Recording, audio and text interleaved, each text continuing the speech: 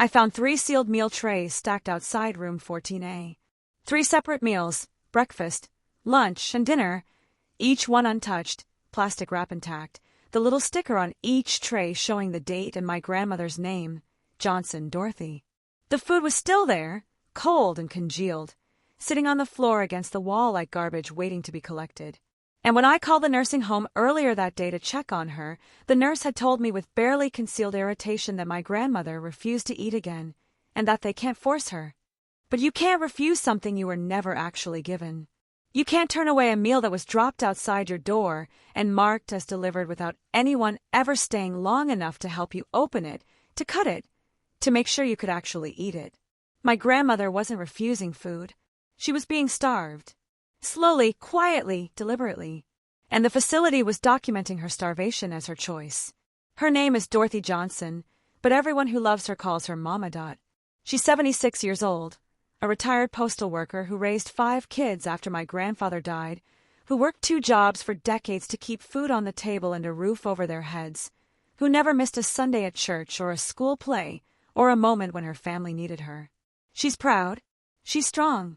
She's the kind of woman who would rather suffer in silence than ask for help, because she spent her whole life being the one people came to for help. And that pride, that strength, that reluctance to be a burden, the staff at Riverside Pines Care Facility weaponized all of it against her. She'd been at Riverside Pines for 4 months when I discovered the trays. She'd had a stroke that affected her right side, leaving her with limited mobility and difficulty using her dominant hand. Between that and her diabetes, she needed assistance with daily activities, including eating. The facility knew this. It was documented in her care plan. Patient requires assistance with meals due to limited dexterity and weakness in dominant hand. But knowing something and doing something about it are 2 very different things.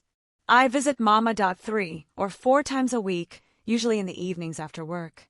But that Thursday I'd gotten off early and decided to surprise her with an afternoon visit. I walked down the long corridor toward her room, past the nurse's station where 2 nurses sat scrolling on their phones, past the common area where I could hear the television playing to a room full of mostly white residents, past the medication cart parked outside another room. And that's when I saw them, 3 meal trays, stacked neatly against the wall outside room 14A. My grandmother's room. I stopped walking and stared at them.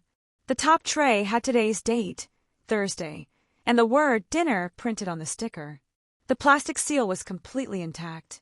I crouched down and looked at the other 2. Wednesday dinner, Wednesday lunch, both sealed, both untouched, both marked with my grandmother's name. My hands were shaking as I pushed open the door to her room. Mama. Was in her bed, propped up slightly with pillows, staring at the television mounted on the wall. She looked smaller than I remembered from my visit 3 days ago. Her face looked drawn, her lips were dry and cracked, and when she turned to see who had come in, I saw something in her eyes that made my chest tighten. Shame. "Baby," she said softly, trying to smile. "I wasn't expecting you today." I came to her bedside and took her hand. It felt light, fragile, like bird bones. "Mama. Have you eaten today?" She hesitated, and I watched her trying to decide whether to tell me the truth or to protect me from it. "Finally," she said. "They brought something earlier, I think. I'm not sure what time it was. Did you eat it?" I couldn't open it, baby. My hand." She gestured weakly at her right hand, which trembled slightly even when resting on the blanket. I tried, but the plastic was tight and I couldn't get it open. I pressed the call button and waited for someone to come help me, but... She trailed off, looking away. "But what? They're very busy here. I know they have a lot of patients. And I don't want to be difficult. I know how they talk about the residents who complain too much. If you're watching this, because you know what it's like to have an elderly loved one in a care facility where they're treated like an inconvenience instead of a human being, hit that subscribe button right now and turn on all notifications. Because what I'm about to tell you is a warning about what happens when nursing homes decide that some residents are worth caring for and others are just names on meal trays that get marked as refused, whether they ever had a chance to eat or not. And if this story moves you, if you've seen this happen to someone you love, leave a heart in the comments below. Tell me what city you're watching from, so we know we're not alone in this fight. "Mama. I said, trying to keep my voice steady. There are 3 sealed meal trays outside your door right now. 3. All of them unopened. When did someone last actually help you eat? She looked at me with those tired eyes, and I saw tears forming. I don't remember, baby. Maybe when you were here on Monday. You helped me with dinner. Since then, I think, they bring the trays. They put them down. But no one stays. And when I can't open them, or when I try to call for help and no one comes, eventually they take them away again. And then someone comes in later and asks if I ate, and I say I couldn't, and they write something down and leave. I was shaking with rage. They're marking you as refusing meals. They told me on the phone today that you refused to eat. But I didn't refuse, she said, her voice breaking. I just couldn't do it by myself. I wanted to eat. I'm so hungry, baby. But I can't open the containers with one hand, and when I ask for help, they act like I'm bothering them. So I stopped asking as much. I didn't want them to think I was one of those difficult patients. I wanted to scream. I wanted to flip over every piece of furniture in that room and drag those nurses down the hallway and make them look at my grandmother's face and see what they were doing to her. But instead, I did what I've learned Black women have to do in situations where we're not believed, where we're dismissed, where our loved ones are mistreated. I started documenting everything. I took photos of the 3 sealed trays outside her room, making sure the dates and her name were visible in each picture. I took photos of the timestamp on my phone showing it was 3:47 p.m. on a Thursday afternoon. I went back into her room and helped her eat the dinner tray, cutting the chicken into small pieces, opening the milk carton, unwrapping the utensils, holding the cup of water to her lips when her hand shook too much to lift it steady. She ate everything, every single bite. This woman, who was being documented as refusing meals, ate an entire dinner in less than 20 minutes once someone actually stayed with her and helped her. And when she was finished, she looked at me with such gratitude and such sadness that I had to turn away so she wouldn't see me crying. "Thank you, baby," she whispered. "I was so hungry. I know, Mama Dot. I know. And I'm going to fix this." But I didn't know yet just how deep the neglect went, or how hard the facility would fight to avoid admitting what they'd been doing to her. I went straight to the nurse's station. There were 2 nurses there, one white woman in her 40s who I'd seen before, and a younger Black woman I didn't recognize. I addressed the white nurse, whose name tag said Stephanie, RN. "Excuse me," I said, keeping my voice as level as I could manage. "I'm Dorothy Johnson's granddaughter. I need to talk to you about her meal service." Stephanie looked up from her phone with an expression that suggested I was interrupting something important. "Okay. What about it?" There were 3 sealed meal trays outside her room, completely untouched. But I was told on the phone today that she's been refusing to eat.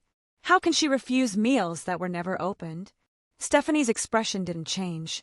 "Mrs. Johnson has been non-compliant with meals for several days now. We bring her trays and she refuses them.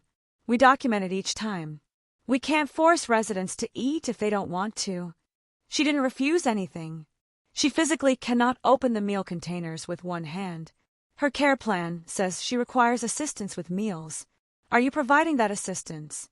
"We offer assistance to residents who request it. She's been requesting it. She's been pressing her call button. No one comes, or when someone does come, they don't stay long enough to actually help her." Stephanie sighed, and I could see her slipping into a script she'd probably used many times before. "Ma'am, we have a lot of residents and limited staff. We do our best to respond to call buttons in a timely manner, but we can't always be in every room at once. If your grandmother is having trouble with meals, you're welcome to visit during mealtimes to assist her yourself. Many family members do that." The implication was clear. If my grandmother wasn't being fed properly, it was my responsibility to fix it, not theirs. Never mind that we were paying thousands of dollars a month for 24-hour care. Never mind that her care plan explicitly stated she needed assistance. Never mind that they were legally and ethically obligated to ensure residents received adequate nutrition. "So you're telling me," I said slowly, "that when you bring a meal tray to a resident who you know cannot open it herself, and you leave without helping her, and then you document that she refused the meal, that's acceptable care to you?" "I'm telling you that we document what we observe. If a resident doesn't eat, we document it as a refusal. That's standard procedure. Even when you know she's physically incapable of eating without help. Even when the tray is never opened. The younger black nurse had been watching this exchange with an uncomfortable expression. She opened her mouth like she wanted to say something, but Stephanie cut in before she could speak. If you have concerns about your grandmother's care, you're welcome to file a complaint with the administration. But I can assure you that we follow all protocols and document everything appropriately. I wanted to ask her what appropriately meant when it resulted in an elderly woman going days without proper nutrition. But I could tell I wasn't going to get anywhere with this nurse. So I said I wanted copies of my grandmother's meal intake records for the past 2 weeks, and I wanted to schedule a meeting with the facility director as soon as possible. Stephanie said she'd pass along my request and went back to her phone. Conversation over. As I walked back toward Mama Dot's room, the younger black nurse caught up with me in the hallway. She glanced back toward the nurse's station before speaking quietly. "You should come at different times," she said. "Not just evenings. Come during breakfast, during lunch. See what's actually happening." "Why? What's happening?" She glanced around again. "Just come at different times. And keep taking pictures of everything. Dates, times, what you see. You're going to need proof." Before I could ask what she meant, she hurried back to the station. So that's what I did. Over the next week, I changed my schedule and started showing up at Riverside Pines at random times. Early morning for breakfast, midday for lunch, late afternoon, early evening. And what I saw made my blood boil. During breakfast on Friday, I arrived at 7:30 a.m. Mama Dot was awake, watching the door hopefully like she'd been waiting for someone to come. Her breakfast tray was on her bedside table, just out of reach, still sealed. She couldn't pull the table close enough with one hand to access it. "How long has that been there?" I asked. "I don't know, baby. Maybe 20 minutes. Someone brought it in and put it there and said, 'Here's your breakfast,' and left before I could ask for help getting it closer." I pulled the table within her reach and opened everything. The oatmeal container, the juice, the cup of coffee, the little packet of sugar. I helped her eat, and again, she finished everything. During lunch on Monday, I found another sealed tray outside her door. Inside, Mama Dot was asleep. Not a restful sleep, but the exhausted sleep of someone whose body was shutting down from lack of nutrition. During dinner on Tuesday, I arrived just as an aide was delivering trays.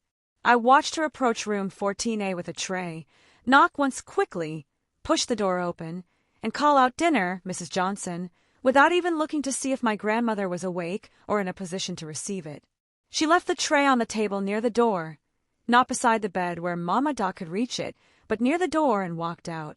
The whole interaction took less than 10 seconds. I followed her into the hallway. "Excuse me, my grandmother can't reach that tray where you left it." The aide, a white woman in her 20s, looked annoyed. "I'll come back and help her when I'm done passing trays." "When will that be?" "When I'm done." She didn't come back. I waited an hour, helping Mama Dot with her dinner myself, and that aide never returned. But the most damning evidence came from what I saw happening in the common dining room. During my visits at mealtimes, I started observing how staff interacted with residents who ate in the communal dining area rather than in their rooms. Most of these residents were white, and the level of care they received was completely different. I watched aides sit with white residents, chatting with them while cutting their food into manageable pieces. I watched nurses coax an elderly white woman to take just a few more bites of her soup, praising her when she did. I watched staff adjust chairs and pillows, wipe mouths, refill water cups, make jokes, create a warm and supportive atmosphere that encouraged eating. Then I walked back to the hallway where the rooms were, where most of the black and brown residents seemed to be housed. And it was quiet, doors closed, trays being dropped off and picked up with minimal interaction. The contrast was impossible to ignore once you knew to look for it. I started documenting everything with photos and detailed notes, dates, times, which staff members were on duty, exactly what I observed. I took pictures of sealed trays. I took pictures of trays left out of reach. I wrote down the names of aides who said they'd come back and never did.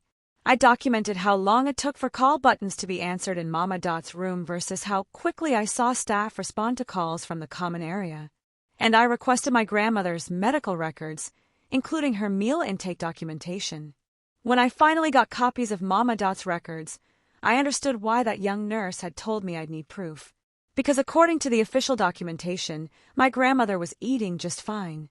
Or rather, she was being offered meals and choosing not to eat them, a distinction that allowed the facility to avoid responsibility for her declining health. The meal intake logs showed entry after entry of patient refused meal, or patient ate minimal amounts, or patient non-compliant with dietary recommendations. There were notes like tray delivered at 12:15 p.m., patient declined assistance, and patient verbally refused lunch service. All lies, all carefully worded to suggest that my grandmother was making an active choice not to eat, rather than being denied the help she needed to eat. I compared these records to my own documentation.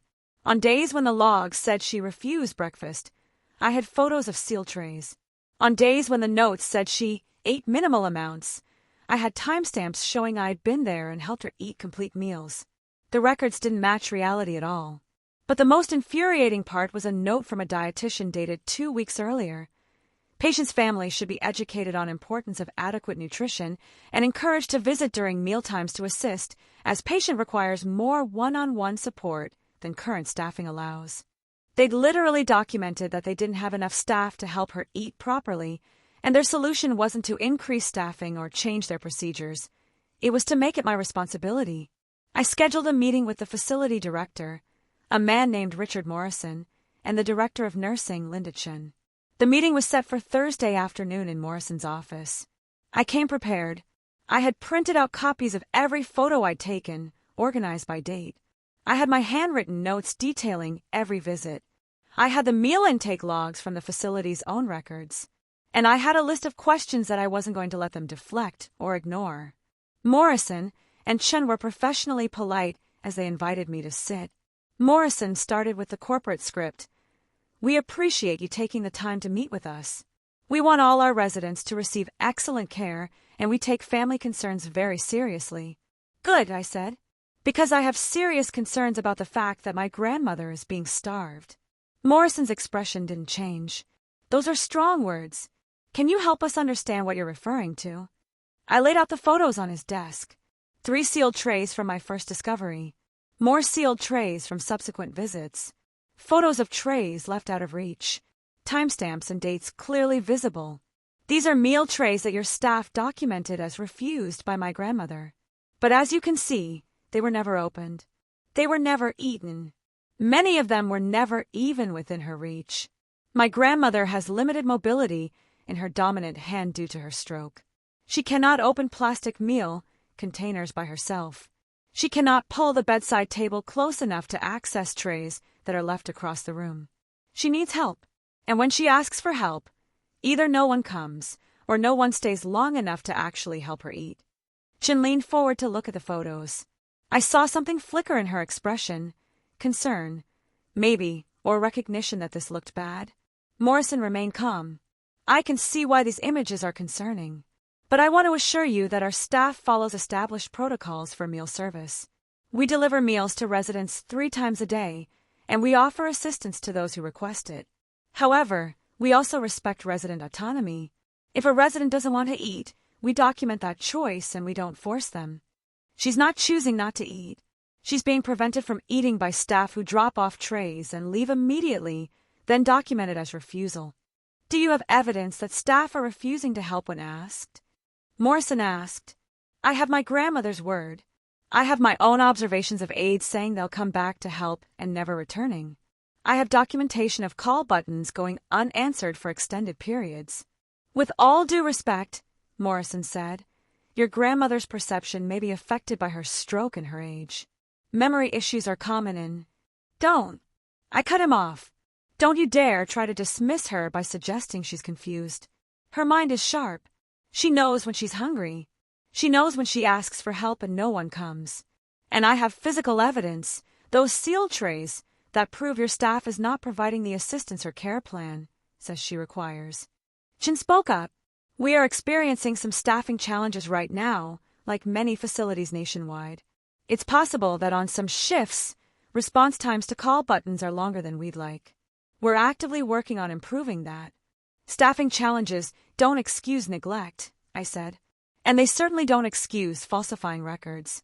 These meal logs say she refused food on days when I have photographic proof that food was never opened. That's fraud. Morrison's jaw tightened slightly. I don't think we need to use words like fraud. What you're describing sounds like potential documentation inconsistencies that we should certainly look into. I'll make sure we review our meal service protocols and provide additional training to staff on proper documentation. Additional training? I repeated flatly. That's your response?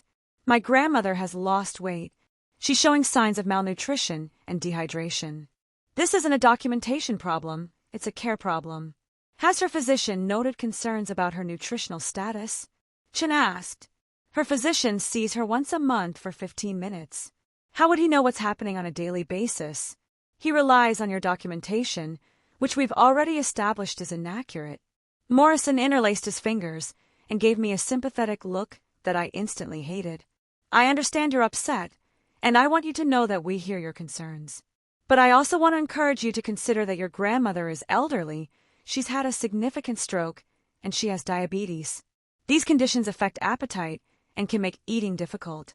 It's not uncommon for patients with her medical history to experience decreased food intake as part of the natural progression of their illness. There it was, the pivot I'd been waiting for.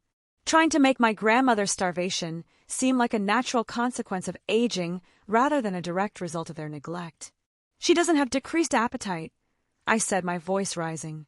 When I help her eat, she eats everything. She's hungry.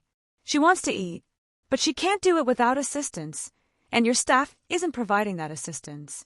We understand this is frustrating, Morrison said, and we want to work with you to ensure your grandmother receives appropriate care. Moving forward, we'll make sure that dietary staff are aware of her need for assistance, and we'll monitor her intake more closely. You mean you'll start actually doing what you've been claiming to do all along? Morrison's polite expression hardened slightly. Ma'am, I want to be very clear. We take excellent care of all our residents. If there have been isolated incidents where your grandmother didn't receive timely assistance, we regret that, and we'll address it with our staff. But I won't have you suggesting that this facility engages in elder abuse or neglect. We're fully licensed and accredited, and we pass all our inspections. You pass inspections because you falsify records, I said. You mark meals as refused when they were never offered properly. You create documentation that hides neglect. And I'm betting my grandmother isn't the only one this is happening to. The room went very quiet. Chen and Morrison exchanged a look. Finally, Morrison spoke in a tone that was no longer friendly. If you're not satisfied with the care your grandmother receives here, you're welcome to explore other placement options. We'll provide you with any transfer paperwork you need. But I want to be clear that making unfounded accusations of abuse or fraud could be considered defamatory, and this facility has legal counsel we don't hesitate to use. There it was, the threat. Shut up or face legal consequences. Accept our version of events or find somewhere else to put your grandmother, as if there were unlimited options for Black elderly women on Medicaid who needed high-level care. But I wasn't intimidated. I'd come too far and seen too much. I'll be filing a complaint with the State Health Department, I said, and I'll be consulting with an elder law attorney. In the meantime, I expect my grandmother to receive the meal assistance her care plan requires, and I'll be here to verify that it's actually happening. I gathered up my photos and walked out. After that meeting, there was a noticeable change in how staff treated Mama Dot for about 3 days. Suddenly her trays were being delivered directly to her bedside. Suddenly aides were staying to help her open containers and cut her food. Suddenly the meal logs reflected more accurate intake amounts. But I knew it wouldn't last. This was the show they put on after families complained, the temporary improvement to prove they could do better if they wanted to. Once they thought I'd stopped watching so closely, they'd go back to the old patterns. So I kept coming. I kept documenting. And I started talking to other families. What I discovered made me sick. My grandmother wasn't the only Black resident experiencing this pattern of documented refusal that was really just neglect. I met the daughter of an 82-year-old Black man in room 18B who told me her father had lost 15 pounds in 2 months because staff claimed he wouldn't eat, even though she'd found the same sealed trays outside his room. I met the son of a Black woman with dementia who said his mother was being sedated during mealtimes and then marked as refusing food when she was literally unconscious. The pattern was clear, Black residents, especially those on Medicaid, were receiving significantly less hands-on care than white residents. And when that inadequate care resulted in poor outcomes, weight loss, malnutrition, pressure sores, the facility blamed the residents themselves. They were documented as non-compliant, difficult, refusing care. Their suffering was reframed as their choice. One evening, about 2 weeks after my meeting with Morrison, I was helping Mama Dot with dinner when she said something that broke my heart into pieces. "Baby, I need to tell you something," she said quietly. "What is it, Mama Dot?" I've been skipping meals, sometimes on purpose." I stared at her. "What? Why?" Her eyes filled with tears. "Because I don't want to be trouble. I hear how they talk about residents who need a lot of help. I hear them in the hallways saying room 12 is always calling, or Mrs. whatever is so demanding. And I see what happens to people they think are difficult. They get ignored more, they get handled rough, they get punished in little ways. So sometimes when I'm hungry, but I know it's busy and I know they'll be annoyed if I ask for help, I don't ask. I let the tray sit there. I'd rather be hungry than be a burden." "Mama Dot, you are not a burden. You have every right to ask for help. That's what you're paying for. That's what they're supposed to be doing." "I know that up here," she said, tapping her head. "But in my heart, baby, I'm scared. I'm scared that if I complain too much, they'll hurt me, or they'll make me leave, or they'll make my life here even worse than it already is. So I try to be quiet. I try not to need things, even when I'm hungry, even when it hurts." I held her hand and we both cried. Because that was the cruelest part of this whole system. It had conditioned my proud, strong grandmother to make herself smaller, to deny her own needs, to choose hunger over the risk of being seen as difficult. They hadn't just failed to feed her. They taught her not to expect food. They trained her to disappear. That's when I made my decision. I was getting her out of there. It took 3 weeks to arrange. I had to fight with insurance, find a new facility that had an available bed and accepted her insurance, coordinate with her doctors, arrange medical transport. The new place wasn't perfect. Nowhere was, but it was smaller, had better staff-to-resident ratios, and most importantly, when I toured it I saw aides actually sitting with residents during meals, actually taking time to help them eat. During those 3 weeks, I was at Riverside Pines every single day during at least one mealtime. I personally ensured that Mama ate breakfast, lunch, or dinner. And every time I left, I took photos of the meal tray, empty, to prove she'd eaten, and time-stamped so there was a record that I'd been there to help her. The staff's attitude toward me had shifted. They were cold, distant, clearly resentful of my presence and my documentation. But I didn't care. I wasn't there to make friends with people who'd been starving my grandmother. On Mama Dot's last day at Riverside Pines, I came to pack up her belongings and transfer her to the new facility. As I was loading her few personal items into boxes, that young black nurse, the one who'd told me to come at different times, stopped by the room. "You're moving her?" she asked. "Yes. Today." She nodded. "That's good. That's really good." She lowered her voice. "I wanted to tell you what I couldn't say before. They do this to a lot of residents, especially black residents, especially on Medicaid. On busy shifts, some staff make decisions about who gets help and who gets handled. Residents who need more assistance get prioritized based on whose family complains loudest, or who staff personally like, or honestly, who they think deserves the effort. Your grandmother, some of the staff labeled her as too much work because she needed help with everything. So when it got busy, she got put at the bottom of the priority list. Trays got dropped at her door and marked refused because it was easier than spending 15 minutes helping her eat. Why didn't you say something? Why didn't you help her? I did when I could, but I'm low on the hierarchy here, and if I push back too hard on how things are done, I'll get fired. I've seen it happen. And if I'm gone, there's no one left who even tries to advocate for residents like your grandmother. She looked genuinely pained. I'm sorry. I wish I could have done more. Yes. Today. She nodded. That's good. That's really good. She lowered her voice. I wanted to tell you what I couldn't say before. They do this to a lot of residents, especially black residents, especially on Medicaid. On busy shifts, some staff make decisions about who gets help and who gets handled. Residents who need more assistance get prioritized based on whose family complains loudest, or whose staff personally like, or honestly, who they think deserves the effort. Your grandmother, some of the staff labeled her as too much work because she needed help with everything. So when it got busy, she got put at the bottom of the priority list. Trays got dropped at her door and marked refused because it was easier than spending 15 minutes helping her eat. Why didn't you say something? Why didn't you help her? I did when I could, but I'm low on the hierarchy here, and if I push back too hard on how things are done, I'll get fired. I've seen it happen, and if I'm gone, there's no one left who even tries to advocate for residents like your grandmother. She looked genuinely pained. I'm sorry. I wish I could have done more. Did you at least document what you saw? Can you be a witness if I pursue legal action?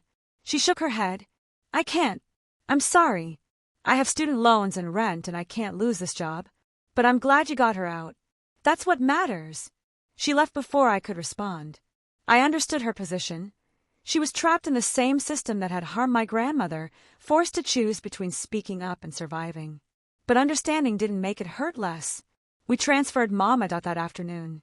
As we wheeled her out of Riverside Pines for the last time, I looked back at that hallway, at all those closed doors at room 14A where sealed meal trays had sat for days while my grandmother went hungry. And I wondered how many other rooms had the same evidence sitting outside them right now. How many other families hadn't noticed yet. How many other grandmothers were being slowly starved while paperwork claimed they were refusing to eat. Morrison was nowhere to be seen during our departure. No one from administration said goodbye. They were probably relieved to see us go, one fewer family member who asked uncomfortable questions and took uncomfortable photos. The new facility wasn't perfect, but within 2 weeks, Mama had gained back 3 pounds. Her eyes were brighter. Her voice was stronger. And when I visited during mealtimes, I watched aides actually sit with her, help her with patience and kindness, treat her like a person deserving of care rather than a box to check on a chart. Her physician at the new facility reviewed her medical records from Riverside Pines and was shocked. She was showing clear signs of malnutrition and dehydration, he told me. This should never have been allowed to develop under 24-hour skilled nursing care. Someone should have intervened weeks ago. They documented that she was refusing food, I said. He shook his head in disgust. Refusing food means we offer it and the patient actively declines. It doesn't mean we leave trays out of reach and walk away. This is neglect, plain and simple. I filed a complaint with the state health department, detailing everything I documented with photos and dates and witness statements from other families. The investigation took months. Eventually, they found that Riverside Pines had deficiencies in meal service documentation and delivery and required them to submit a plan of correction. The plan of correction was approved. The facility continued operating. No one lost their job. No one faced criminal charges. The only consequence was some extra paperwork and maybe a staff meeting about proper documentation. But Mama was safe, and that's what mattered most. It's been 8 months since we moved Mama out of Riverside Pines. 8 months of watching her recover, both physically and emotionally, from what was done to her there. She's gained back the weight she lost. She's stronger, more mobile, more like herself. But some things haven't fully healed. She still gets anxious at mealtimes. Even though staff at the new facility are attentive and kind, even though they help her without making her feel like a burden, she still tenses up when she hears the meal cart coming down the hall. She still apologizes excessively when she needs help cutting her food or opening a container. She's still carrying the trauma of those months when asking for help meant being ignored, when needing assistance meant being labeled difficult, when her hunger was documented as her choice. I think about those 3 sealed meal trays outside room 14A constantly. They've become a symbol for me of everything wrong with how we treat elderly people in this country, especially elderly Black people. Because those trays represented a system that chose documentation over care, that chose efficiency over humanity, that chose profit margins over ensuring that vulnerable people got fed. And the cruelest part is how the system disguised neglect as resident choice. By marking those meals as refused, Riverside Pines transformed their failure into my grandmother's fault. They made her starvation look like stubbornness. They made their understaffing and their selective care and their racial bias into a story about a difficult patient who wouldn't cooperate with treatment. But you can't refuse something you were never actually given. You can't make a choice when the only option presented is suffering in silence or being labeled a problem. I've connected with elder advocacy groups since this happened. I've learned that what happened to Mama is devastatingly common. Nursing homes routinely understaff meal service, knowing that some residents will go without proper nutrition. They rely on families to fill the gaps in care, visiting during mealtimes to feed their loved ones, while still charging full price for 24-hour care. And when families can't or don't visit enough, residents suffer. The racial disparities are documented and undeniable. Studies show that Black nursing home residents receive fewer hours of care per day than white residents. They're more likely to be in understaffed facilities. They're more likely to experience pressure sores, malnutrition, and preventable complications. They're more likely to have their pain undertreated and their complaints dismissed. And they're more likely to be blamed for poor outcomes through documentation that frames neglect as noncompliance. I think about that young nurse who told me she couldn't speak up without risking her job. I think about how the system protects itself by making whistleblowing dangerous, by ensuring that the people who see the abuse are too vulnerable themselves to report it. I think about how staff shortages are used to excuse neglect, as if not having enough workers means it's okay to let some people go hungry. And I think about all the sealed meal trays sitting outside all the doors in all the facilities across this country right now. All the grandmothers and grandfathers who are hungry but too afraid to complain. All the families who haven't noticed yet because they trust that skilled nursing care means their loved ones are actually being cared for. If you're watching this and you have someone in a nursing home, please visit at random times. Don't just come during visiting hours when the facility expects you. Show up during meals. Show up early in the morning. See what actually happens when family isn't around. Check for sealed trays. Watch how staff interact with your loved one versus how they interact with other residents. Document everything with photos and notes and dates. And if your loved one tells you they're hungry, believe them. If they tell you they asked for help and no one came, believe them. If they seem afraid to complain or to ask for what they need, pay attention to what that fear is telling you about how they're being treated when you're not there. Subscribe to this channel right now and turn on all notifications for more true stories that expose what really happens in facilities that are supposed to protect our elders, but instead treat them like problems to be managed or burdens to be hidden. And if this story touched you, if you've been through something similar with your own family, leave a heart in the comments. Tell us what city you're watching from so we can see how widespread this issue is. Let's build a community of people who won't stay silent while our loved ones are neglected. I couldn't save Mama from those months of hunger and fear at Riverside Pines. I couldn't undo the trauma, or give her back the weight she lost, or erase the memory of lying in bed waiting for help that never came. But I got her out, and I'm telling her story so that maybe, somewhere, another granddaughter will see those sealed trays outside her grandmother's room and know what they really mean. Know that it's not refusal, it's neglect. Know that the paperwork is lying. Know that her grandmother needs someone to fight for her because the system won't. Mama is safe now. She's fed. She's cared for by people who treat her with dignity. But she shouldn't have had to suffer for 4 months before someone noticed. She shouldn't have had to choose between hunger and being labeled difficult. She shouldn't have had to internalize the idea that her basic needs were burdens. None of our elders should. Those 3 sealed meal trays outside room 14A told the truth that the documentation tried to hide.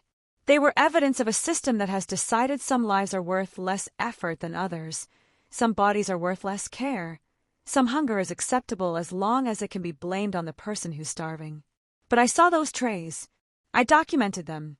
I fought back against the narrative that my grandmother was choosing not to eat. And I won't let anyone rewrite what really happened to her. She wasn't refusing meals. She was being refused care. And there's a profound difference between those two things. A difference that can mean life or death for vulnerable elderly people who depend on systems that too often fail them. If you take nothing else from this story, take this. When facilities tell you a loved one is refusing care or food or medication, ask to see proof. Ask how that refusal was documented. Ask if the resident was actually able to access what they supposedly refused. Because sometimes refused is just a convenient word that hides a much uglier truth. 3 sealed trays outside room 14A. That's all the proof I needed to know my grandmother was in danger. I just wish I'd found them sooner. Don't wait to find the trays outside your loved one's door. Look for them now. Ask questions now. Fight for them now. Because they're counting on us to see what the system wants to hide.